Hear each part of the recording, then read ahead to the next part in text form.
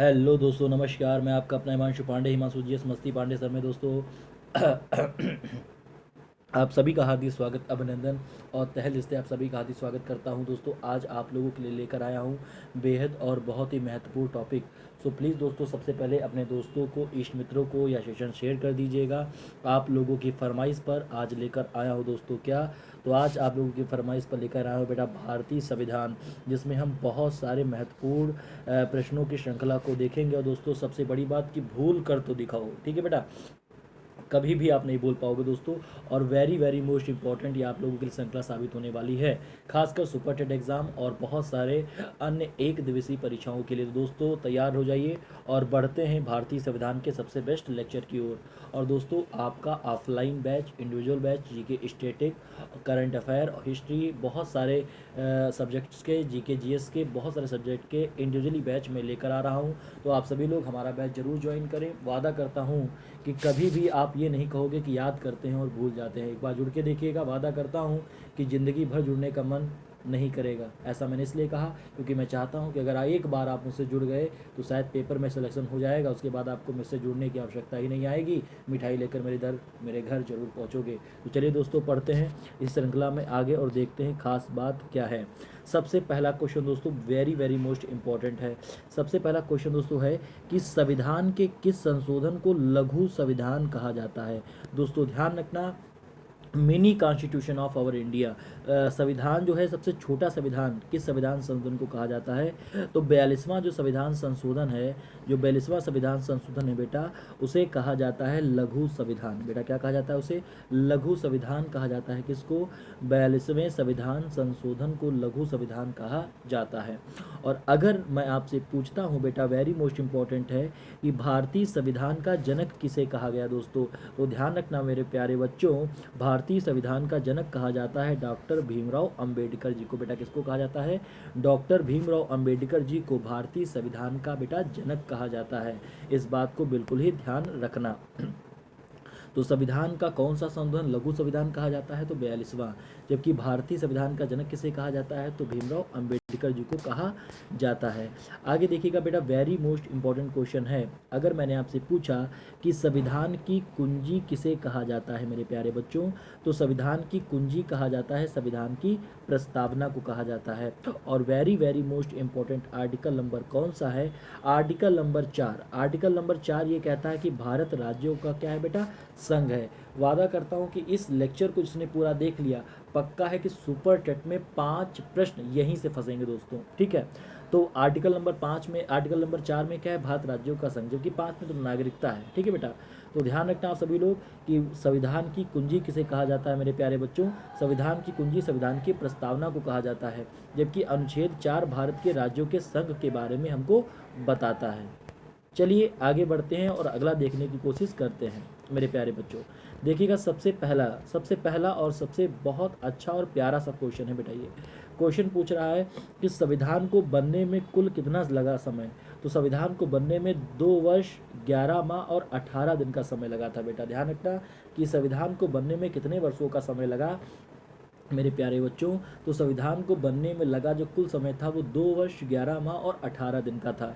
जबकि राष्ट्रपति अपना त्यागपत्र किसे सौंपता है? तो राष्ट्रपति अपना त्यागपत्र जो है वो उपराष्ट्रपति को सौंपता है। ध्यान रखना, संविधान को बनने में कुल 2 वर्ष 11 माह और 18 दिन का समय लगा। जबकि राष्ट्रपति अपना त्यागपत्र किसे सौंपता है? तो राष्ट्रपति हमेशा अपना त्यागपत्र मेरे प्यारे बच्चों उपराष्ट्रपति को सौंपता है। किसको बेटा?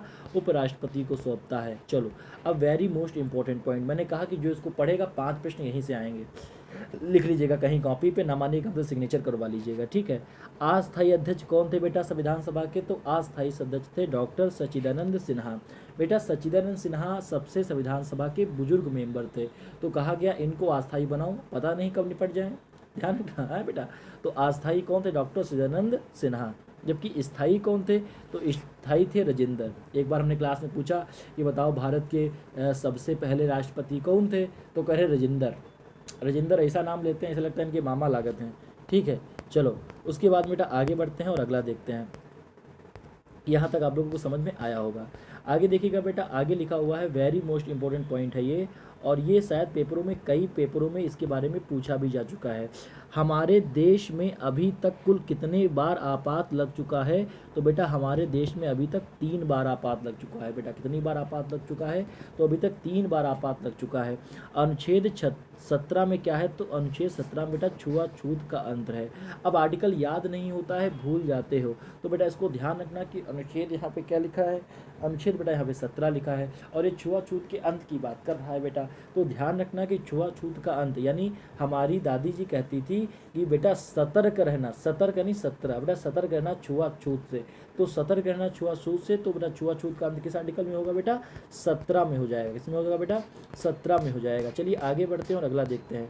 अगला है बेटा, बहुत वेरी मोस्ट इंपॉर्टेंट पॉइंट है बेटा, जो हर बार पेपर में आ सकता है, और वो ये है कि संसद के अंग कितने होते हैं बेटा? तो संसद के अंग बेटा 3 होते हैं। कितने होते हैं बेटा? संसद के अंग 3 होते हैं। एक होता है आपका राज्यसभा बेटा, क्या होता है? एक राज्यसभा होता है। दूसरा होता है बेटा लोकसभा, और अगला होता है बेटा राष्ट्रपति। क्या होता है बेटा? राष्ट्रपति। तो ध्यान रखना, संसद के 3 अंग होते हैं, राज्यसभा, लोकसभा और राष्ट्रपति। उसके बाद में बेटा अगला क्वेश्चन है कि शून्यकाल का समय कब से कब तक रहता है? तो शून्यकाल का समय दोपहर 12 बजे से 1 बजे तक रहता है। और लगभग कुल कितने घंटे रहता है मेरे प्यारे बच्चों? तो कुल 1 घंटे तक रहता है यह समय। तो अगर पूछे कि शून्यकाल का समय कब से कब तक रहता है मेरे प्यारे बच्चों, तो शून्यकाल का समय दोपहर 12 बजे से लेकर 1 बजे तक होता है, कुल 1 घंटे तक। उसके बाद में मेरे प्यारे बच्चों आगे बढ़ते हैं और अगला देखने की कोशिश करते हैं। अगला है बेटा आपका कौन सा क्वेश्चन? तो अगला है क्वेश्चन नंबर आपका कौन सा? तो क्वेश्चन नंबर आपका है अगला, मूल कर्तव्यों को किस संविधान संशोधन द्वारा संविधान में शामिल किया गया मेरे प्यारे बच्चों? और दूसरा क्वेश्चन है कि भारत देश में पहली बार राष्ट्रपति शासन कब लगा? तो मेरे प्यारे बच्चों इनका सबसे प्यारा सा आंसर है कि जो मूल कर्तव्य थे वो 42वें संविधान संशोधन के अंतर्गत शामिल किए गए थे। और सारे लोगों को पता होगा कि 42वें संविधान संशोधन को ही हम लोग कहते हैं mini constitution of our India. Bharat देश में पहली बार राष्ट्रपति शासन कब लगा? तो भारत देश में बेटा पहली बार जो राष्ट्रपति शासन लगा था वो कब लगा था? तो भारत देश में पहली बार राष्ट्रपति शासन पंजाब में लगा था बेटा। कहाँ लगा था? पहली बार पंजाब में लगा था। चलिए आगे बढ़ते हैं और अगला देखते हैं क्वेश्चन। अगला क्वेश्चन है कि मूल कर्तव्यों को किस देश से संविधान से लिया गया है? तो मूल कर्तव्यों को रसिया से लिया गया है, रूस से लिया गया है। मूल कर्तव्यों को कहाँ से लिया गया? तो रूस से लिया गया। अगला है संविधान में संशोधन की प्रक्रिया को किस संविधान से लिया गया? तो ध्यान रखना बेटा, वेरी मोस्ट इंपॉर्टेंट है क्वेश्चन, दक्षिण अफ्रीका से लिया गया। अच्छा यहाँ से बेटा एक बात आपको ये ध्यान रखनी है जो बेहद इम्पोर्टेंट है, और वो ये है कि जो मूल कर्तव्य है बेटा, अपने कर्तव्यों को तभी निभा पाओगे जब तुम जूस पियोगे, रस पियोगे। जब जूस पियोगे, रस पियोगे, जब रस पियोगे तो तुम बेटा क्या कर पाओगे? अपने कर्तव्यों को निभा पाओगे। तो अपने कर्तव्यों को तभी निभा पाओगे जब तुम जूस पियोगे, ध्यान रखना। उसके बाद में अगला है संविधान संशोधन। तो ध्यान रखना बेटा, ध्यान रखना कि संशोधन में एक लास्ट में पॉइंट है धन। क्या है बेटा? धन। और ध्यान रखना जब हमारे पास धन नहीं होता है तो हमें क्षण भर के लिए, 10 क्षण भर के लिए फिक्र होने लगती है। क्या होने लगती है बेटा? फिक्र होने लगती है। तो यहाँ से शायद पॉइंट क्लियर हो गया होगा कि कर्तव्य तभी निभा पाएंगे जब हम जूस पिएंगे, रस पिएंगे, और धन अगर हमारे पास नहीं होगा तो क्षण भर के लिए हमें क्या हो जाएगी? फिक्र हो जाएगी बेटा। क्या हो जाएगी? फिक्र हो जाएगी। चलिए आगे बढ़ते हैं और अगला देखने की कोशिश करते हैं।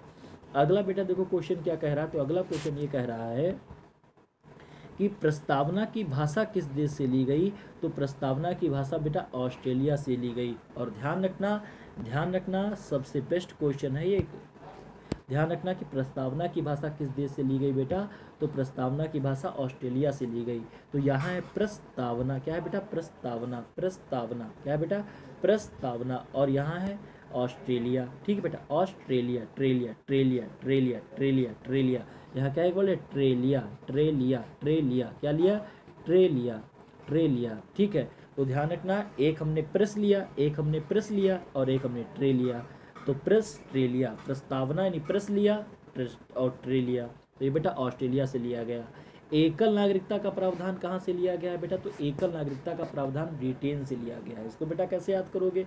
तो ध्यान रखना, आपके मम्मी पापा कहते हैं कल कल तुमको कल तुमको कल तुमको कल तुमको हम बता दे रहे हैं टॉप 10 में तुम्हारा नाम आना चाहिए, कल तुम्हारा टॉप 10 में नाम आना चाहिए बेटा। ध्यान रखना, ए सुन लो, कल तुम्हारा टॉप 10 में नाम आना चाहिए, टॉप 10 में नाम आना चाहिए। ध्यान रखना, एकल नागरिकता बेटा ब्रिटेन से ली गई। कहाँ से ली गई बेटा? ब्रिटेन से ली गई है। चलिए आगे बढ़ते हैं और अगला देखते हैं।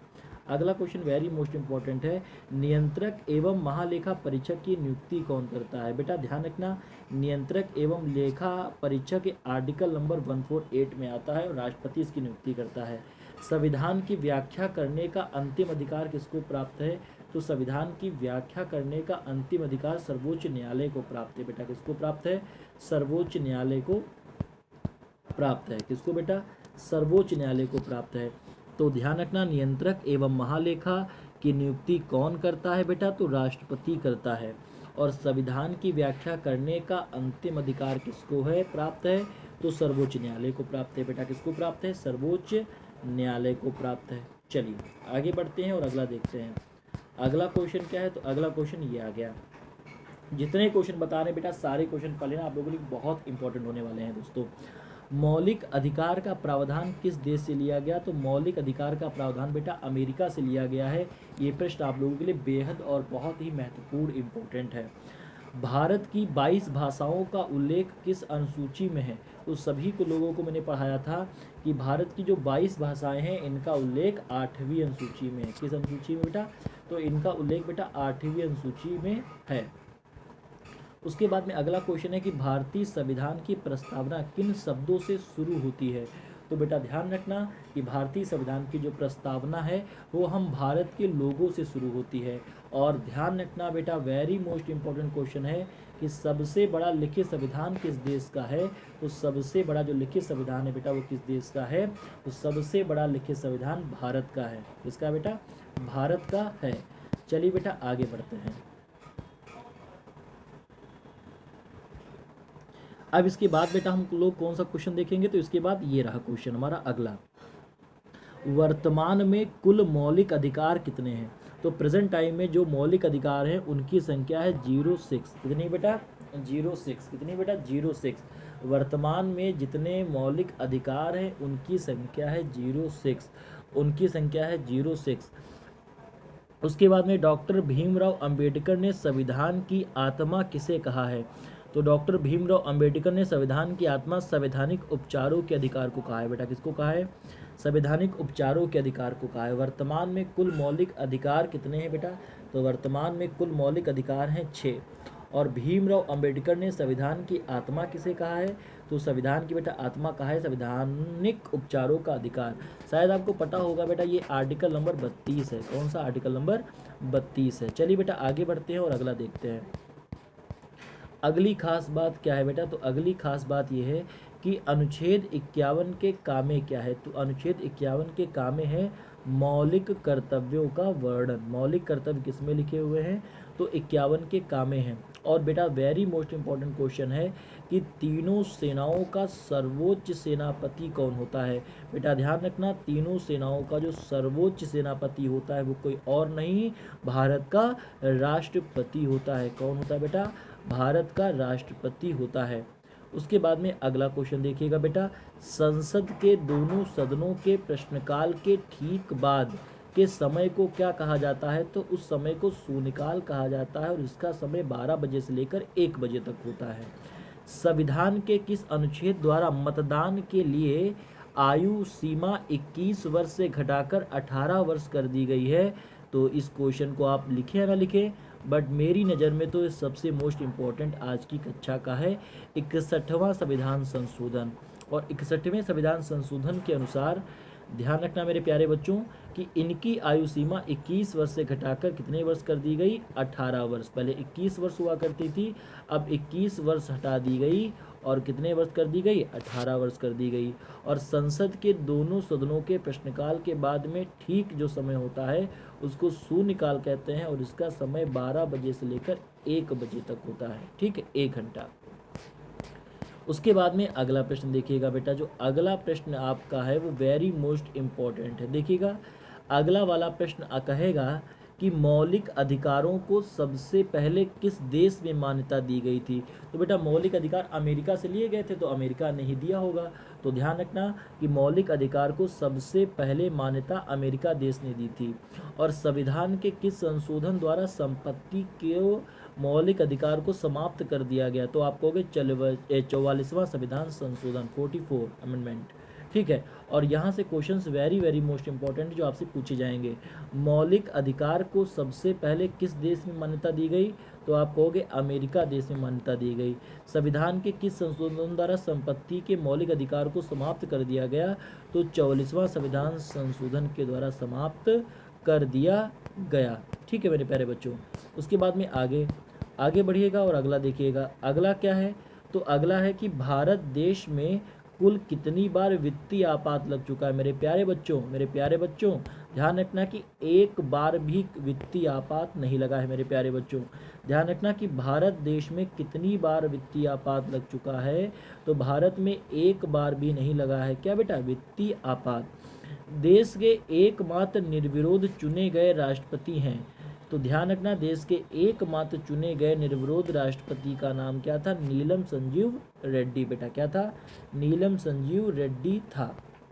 चलिए तो ध्यान रखना ये वेरी मोस्ट इंपॉर्टेंट है, इस वाले टॉपिक को याद कर लेना। आगे बढ़ते हैं बेटा और अगला क्वेश्चन देखने की कोशिश करते हैं। अगला क्वेश्चन क्या कहता है कि भारतीय संविधान की प्रस्तावना में हमारे देश को किस नाम से पुकारा जाता है। बेटा तो ध्यान रखना हमारे देश को किस नाम से पुकारा जाता है। तो इंडिया भी कहा गया और भारत भी कहा गया। इंडिया और भारत के नामों से पुकारा जाता है। और राज्य के नीति निर्देशक तो कहाँ से लिए गए थे, तो आयरलैंड से लिए गए थे। याद नहीं होता है भूल जाते हो बेटा, तो ये तो सभी को पता है कि इंग्लिश में इंडिया और हिंदी में भारत। तो हमारे संविधान में किस नाम से पुकारा जाता है, तो इंडिया अथवा भारत। और ध्यान रखना नीतियाँ घर में उसी की चलेंगी जिसकी आय ज़्यादा होगी। चलिए उसके बाद आगे बढ़ते हैं और अगला देखने की कोशिश करते हैं, देखते हैं कहाँ तक याद होता है। अब ध्यान रखना कि भारतीय संविधान को किसके द्वारा अपनाया गया। तो संविधान सभा के द्वारा अपनाया जाएगा और किस द्वारा भी अपनाया जाएगा। उसके बाद में भारत में कौन से राष्ट्रपति 2 बार निर्वाचित होने वाले प्रथम राष्ट्रपति हैं। तो भारत में 2 बार निर्वाचित होने वाले जो प्रथम राष्ट्रपति हैं उनका बेटा नाम है डॉक्टर राजेंद्र प्रसाद। कौन बेटा, डॉक्टर राजेंद्र प्रसाद। डॉक्टर राजेंद्र जो प्रसाद थे बेटा, भारतीय संविधान को किसके द्वारा अपनाया गया था। तो बेटा ध्यान रखना कि भारतीय संविधान को अपनाया गया था संविधान सभा के द्वारा। और भारत में कौन से राष्ट्रपति 2 बार निर्वाचित होने वाले प्रथम राष्ट्रपति थे, तो डॉक्टर राजेंद्र प्रसाद। उसके बाद बेटा आगे बढ़ते हैं और अगला देखते हैं। अगला है very very most important question, और वह क्वेश्चन यह कहता है कि प्रधानमंत्री पद से त्यागपत्र देने वाले प्रथम राष्ट्रपति कौन थे। तो मोरारजी देसाई। प्रधानमंत्री पद से त्यागपत्र देने वाले प्रथम प्रधानमंत्री थे मोरारजी देसाई। कोई भी व्यक्ति किसी भी संसद के सदस्य कितने दिनों में अपने पद पर रह सकता है। तो कोई भी व्यक्ति किसी भी संसद में लगभग 6 महीने तक अपने पद पर रह सकता है। अगर 6 महीने तक उसका कोई भी कॉन्ट्रैक्ट नहीं हुआ तो 6 महीने बाद उसकी त्यागपत्रता वापस ले ली जाएगी। तो कोई भी व्यक्ति किसी भी संसद का सदस्य कितने दिनों तक पद पर रह सकता है, तो बेटा 6 महीने तक। और प्रधानमंत्री पद पर त्यागपत्र देने वाले प्रथम प्रधानमंत्री थे मोरारजी देसाई। चलिए आगे बढ़ते हैं बेटा और अगला देखते हैं। अगला क्वेश्चन क्या है बेटा, तो अगला क्वेश्चन वेरी मोस्ट इंपॉर्टेंट है। और बेटा वो क्वेश्चन ये कहता है कि राष्ट्रीय, क्या कहता है बेटा, कहता है कि राष्ट्रीय आपातकाल में कौन सा अनुच्छेद स्थगित नहीं होता है। तो कभी भी आर्टिकल नंबर 21 जब कभी भी आपातकाल लगता है तो ये स्थगित नहीं होता है। मेरे प्यारे बच्चों आपसे पूछा जाएगा ऐसा कौन सा आर्टिकल है जो आपातकाल के दौरान स्थगित नहीं होता है, तो आप कहोगे आर्टिकल नंबर 21 है जो कभी भी आपातकाल के दौरान स्थगित नहीं होता है। राज्यसभा में कितने सदस्य हर 2 वर्ष बाद सेवानिवृत्त हो जाते हैं। तो बेटा ध्यान रखना 1/3 सदस्य जो है वो राज्यसभा में हर 2 वर्ष पश्चात क्या हो जाते हैं बेटा, सेवानिवृत्त हो जाते हैं। उसके बाद बेटा अगला क्वेश्चन क्या है, तो अगला क्वेश्चन आपका क्या कहेगा, तो अगला क्वेश्चन यही कहता है, अगला क्वेश्चन बेटा आपका यही कहेगा। और अगला क्वेश्चन क्या कहेगा, तो अगला क्वेश्चन कहता है कि वित्त मंत्री द्वारा वार्षिक बजट किस सदन में पेश किया जाता है। तो बेटा ध्यान रखना, जो बजट होते हैं वो लोकसभा में प्रस्तुत किए जाते हैं, और कोई विधेयक धन विधेयक है या नहीं, इसका निर्णय कौन करता है मेरे प्यारे बच्चों। तो ध्यान रखना मेरे प्यारे बच्चों कि अगर मैं आपसे पूछूं कि कोई विधेयक धन विधेयक है या नहीं, ऐसा लोकसभा के अध्यक्ष करते हैं। और वित्त मंत्री वार्षिक बजट किस सदन में पेश किया जाता है बेटा, तो लोकसभा में ही पेश किया जाता है। चलिए बेटा आगे बढ़ते हैं और अगला देखते हैं। अगला क्या है, तो अगला जो क्वेश्चन है वो ये है कि समान नागरिक संहिता भारत में किस एकमात्र राज्य में लागू है। तो सभी को पता होगा कि सामान्य नागरिक संहिता भारत में केवल गोवा एकमात्र राज्य इसमें लागू है। संविधान के किस भाग में नीति निर्देशक तत्वों का वर्णन किया गया है, तो भाग 4 में, और अनुच्छेद 36 से लेकर 51 नीति निर्देशक तत्वों के बारे में बताता है और दर्शाता भी है। उसके बाद में अगला क्वेश्चन बेटा क्या है, तो अगला क्वेश्चन क्या है बेटा, तो अगला जो क्वेश्चन है वो वेरी मोस्ट इम्पॉर्टेंट है, और वो ये है कि कानून की समानता कहाँ से ली गई। तो कानून की समानता जो है वो अनुच्छेद 14 और 44 से ली गई। अब देखो समानता की बात कर रहा है तो आप 44 को देखो, 44 बिल्कुल समान लग रहे हैं। और 1-4 में एक पॉइंट पढ़ लो, हिंदू मुस्लिम सिख ईसाई 4 लोग आपस में सब क्या एक ही है, भाई भाई हैं। तो ध्यान रखना ये 4-4 एक जैसे, तो एक समान कानून, और हिंदू मुस्लिम सिख ईसाई आपस में सब भाई भाई सब एक ही हैं। तो 14 और 44 में समानता की बात की गई है। जबकि राष्ट्रपति राज्यसभा में कितने सदस्यों की नियुक्ति करता है, तो राष्ट्रपति राज्यसभा में लगभग 12 सदस्यों की नियुक्ति करता है। उसके बाद में बेटा आगे बढ़ते हैं और अगला देखने की कोशिश करते हैं, ठीक है। अब देखिएगा बेटा इसमें क्या होगा कि अनुच्छेद 326 ये कौन सा अनुच्छेद 326 और किस प्रकार से इम्पोर्टेंट है। अगर आपसे पूछता है कि वोट देने का अधिकार किस आर्टिकल में है मेरे प्यारे बच्चों, तो वोट देने का अधिकार आर्टिकल नंबर 326 में है। और दोहरी नागरिकता का प्रावधान कहाँ से लिया गया, तो दोहरी नागरिकता का प्रावधान बेटा अमेरिका से लिया गया। कहाँ से लिया गया बेटा, दोहरी नागरिकता का प्रावधान अमेरिका से लिया गया है। उसके बाद में आगे बढ़िएगा और अगला क्या कह रहा है बेटा, तो अगला कह रहा है कि अनुच्छेद 19 के काम में क्या है, तो बेटा प्रेस की स्वतंत्रता है, प्रेस की आज़ादी है। प्रेस वाला करने वाला नहीं बेटा, जो अखबार वाला होता है ना। भारत का प्रथम नागरिक होता है कौन, तो भारत का सबसे पहला नागरिक होता है कौन, राष्ट्रपति होता है। कौन बेटा होता है, तो भारत का सबसे पहला जो राष्ट्रपति होता है वो कौन होता है बेटा, तो आप कहोगे राष्ट्रपति। अब देखिएगा अगला क्वेश्चन, अगला क्वेश्चन है कि संविधान में वर्णित मौलिक अधिकारों का संरक्षण कौन करता है, तो कहोगे उच्चतम एवं उच्च न्यायालय, ठीक है, यही करता है रक्षा। और संविधान सभा को संवैधानिक सलाहकार किसने नियुक्त किया था, तो BN राव ने। इनका पूरा नाम है बेनेगल नरसिंह राव, बेनेगल नरसिंह राव, ठीक है। चलो बेटा आगे बढ़ते हैं और अगला देखते हैं, ठीक है। अगला वेरी मोस्ट इम्पोर्टेंट पॉइंट है आर्टिकल नंबर 52, राष्ट्रपति का क्या है पद, और राष्ट्रपति कहाँ रहता है, राष्ट्रपति भवन में। अंग्रेज क्या कहेगा, राष्ट्रपति भवन में रहता है, भवन, ठीक है। आर्टिकल नंबर 18 में उपाधियों का अंत, तो उपाधियां हट गई, 18 उपाधियां हट गई। अनुच्छेद नंबर 72 राष्ट्रपति की क्षमादान शक्तियाँ, ये अनुच्छेद नंबर 72 में है।